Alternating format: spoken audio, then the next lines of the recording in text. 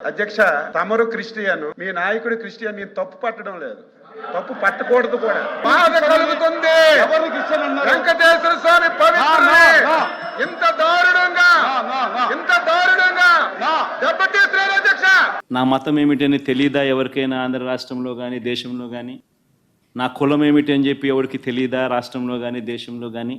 రాజశేఖర రెడ్డి గారు 5 సంవత్సరాలు ముఖ్యమంత్రిగా ప్రతి సంవత్సరం బ్రహ్మోత్సవాలకు వస్త్రాలు నాన్నగారే సమర్పించారు.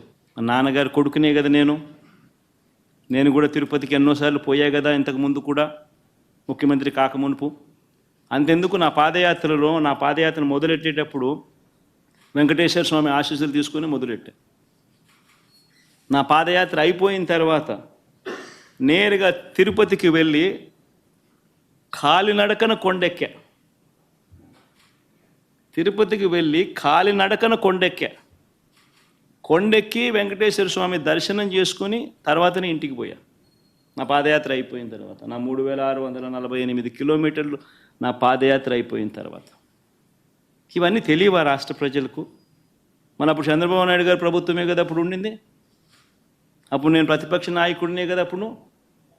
మన ఆయన కళ్ళ ముందరనే కదా వెళ్ళింది, తిరుపతి కొండెక్కింది 2 సార్లు. మళ్ళీ దాని తర్వాత నేను ముఖ్యమంత్రి అయినా. 5 సంవత్సరాలు తిరుపతి బ్రహ్మోత్సవాలకు దగ్గరుండి వస్త్రాలు నేనే సమర్పించా.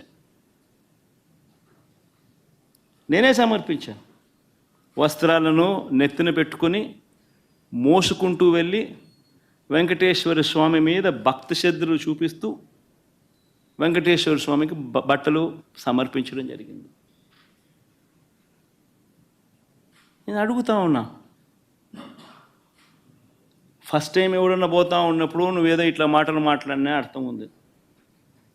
10 సార్లు 11 సార్లు పోయిన తర్వాత ఈరోజు నేను తిరుమల తిరుపతి దేవస్థానానికి నేను పోతానంటే నేను అడ్డుకుంటూ ఈ మాదిరిగా నువ్వు నోటీసులు ఇస్తూ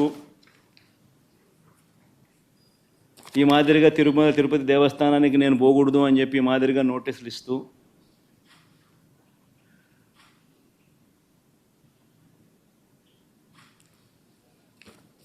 ఈ మాదిరిగా మా ఎమ్మెల్యేలకు మా కార్పొరేటర్లకు అందరికీ కూడా ఈ మాదిరిగా నోటీసులు పంపుతూ నేను అడుగుతా ఉన్నా, ఒక రాష్ట్ర ముఖ్యమంత్రి ఇంకా 5 సంవత్సరాలు బ్రహ్మోత్సవాలలో తిరుమల తిరుపతి దేవస్థానానికి వస్త్రాలు సమర్పించిన నేను, ఇన్నిసార్లు తిరుమల తిరుపతి దేవస్థానానికి వెళ్ళిన నేను, ఈరోజు తిరుమల తిరుపతి దేవస్థానానికి నేను రాకూడదట, పోకూడదట. కారణం ఏమిటంటే నా మతమట. నేను అడుగుతా ఉన్నా, నా మతం ఏమిటి అని అడుగుతా ఉన్నారు. అడుగుతా ఉన్నా నా మతం ఏమిటని. అవును, 4 గోడల మధ్య నేను బైబిల్ చదువుతాను, తప్పేముంది? బయటికి పోతే హిందూ సాంప్రదాయాలను నేను అనుసరిస్తాను, గౌరవిస్తాను. బయటికి పోతే ఇస్లాంను అనుసరిస్తాను, గౌరవిస్తాను. బయటికి పోతే సిక్కిజంను అనుసరిస్తాను, సిక్కిజంను నేను గౌరవిస్తాను. నా మతం ఏమిటని అడుగుతా ఉన్నారు. నా మతం మానవత్వం. డిక్లరేషన్లో రాసుకుంటానేమో రాసుకుంటా. భారతదేశం కాన్స్టిట్యూషన్ నేను ఒకసారి చదువుతా. According to the preamble, India is a sovereign, socialist, secular, democratic republic. Secular అనే పదానికి అర్థం తెలుసని అడుగుతా ఉన్నా. గుడికి పోయే వ్యక్తిని నువ్వు ఏ మతము అని అడుగుతా ఉన్నావు. ఏ మతము అని చెప్పకపోతే గుడిలోకి ఎంటర్ కాకూడదు అని అంటా ఉన్నావు. సెక్యులర్ దేశం అని చెప్పి చెప్పుకుంటా ఉన్నాం. ఒక ముఖ్యమంత్రిగా పరిపాలన చేసిన వ్యక్తి పరిస్థితి ఇదే అయితే ఇక ఆ దళితుల పరిస్థితి ఏమిటి? గుళ్ళలే పోగలుగుతారా? పోయే పరిస్థితి ఉందా?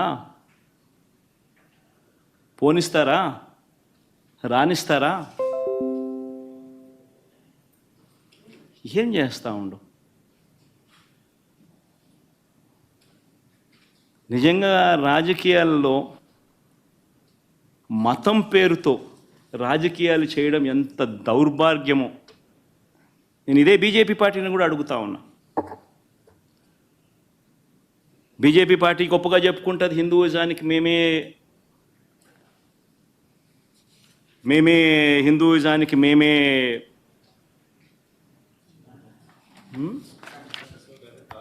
రిప్రజెంటేటివ్స్ని అని చెప్పి చెప్పుకుంటూ ఉంటారు బీజేపీ పార్టీ. నేను ఇదే బీజేపీ పార్టీని అడుగుతా ఉన్నా, మీ కళ్ళ ఎదుటే అయ్యా బీజేపీ పార్టీ మమ్మల్ని అడుగుతా ఉన్నా, ఈరోజు మీ కళ్ళ ఎదుటే మీ ఎన్డీఏ కూటమిలో భాగంగా ఉన్న వ్యక్తే తిరుపతిలో వెంకటేశ్వర స్వామి విశిష్టతను, తిరుపతి లడ్డు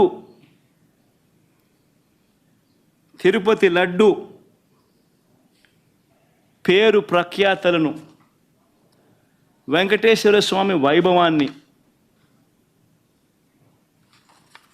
దగ్గరుండి అబద్ధాలు చెబుతూ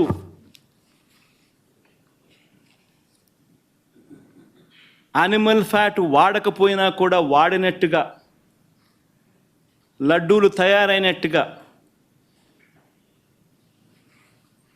ఇన్ని ఆధారాలతో సహా రుజువు అవుతా ఉన్నా కూడా అబద్ధాలతో దుష్ప్రచారం చేసి తిరుమల తిరుపతి వెంకటేశ్వర స్వామిని అపవిత్రం చేసిన ఈ చంద్రబాబు నాయుడు గారిని ఎందుకు మీరు మందలించలేకపోతా ఉన్నారు? ఎందుకు మీరు వెనకేసుకొని వస్తూ ఉన్నారు?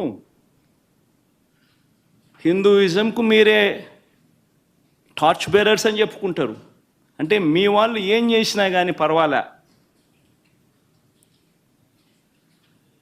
మిగిలిన వాళ్ళు ఏం చేసినా కూడా తప్పే. ఇదెక్కడ హిందూయిజం? ఆలోచన చేయమని అడుగుతా ఉన్న ఈ సో కాల్డ్ హిందూయిజానికి టార్చ్ బేరర్స్గా చెప్పుకుంటా ఉన్న వీళ్ళందరినీ కూడా ఆలోచన చేయమని అడుగుతా ఉన్నా.